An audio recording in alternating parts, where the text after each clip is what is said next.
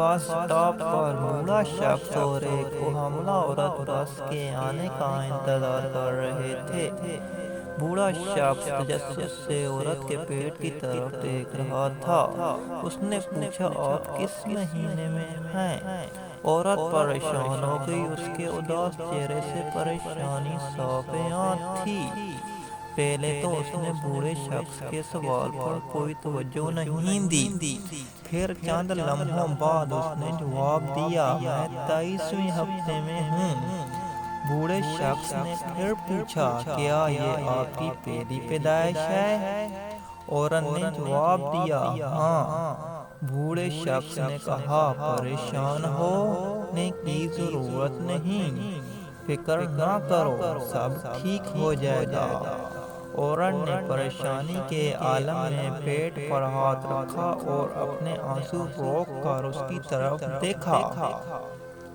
بوڑھے شخص نے کہا، ایسا ہوتا ہے کہ انسان کی پریشانی کا احساس بعض اوقات ایسی چیزوں پر بڑھ جاتا ہے جن کے لیے اتنا سوچنے کی ضرورت نہیں ہوتی۔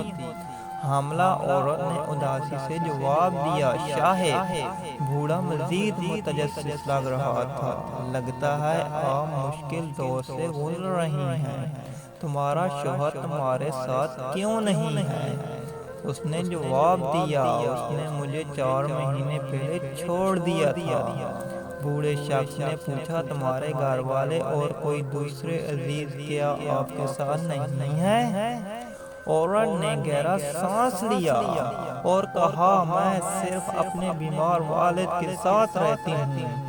بوڑھے شخص نے کہا، مجھے یہ ایک لفظ مضبوط سہارا لگتا ہے۔ اس کی آنکھوں سے آنسو گرے اور بولی، ہاں، یہاں تک کہ جب وہ اس حالت میں ہو۔ بوڑھے شخص نے پوچھا، اس سے کس عرض کی شکایت ہے؟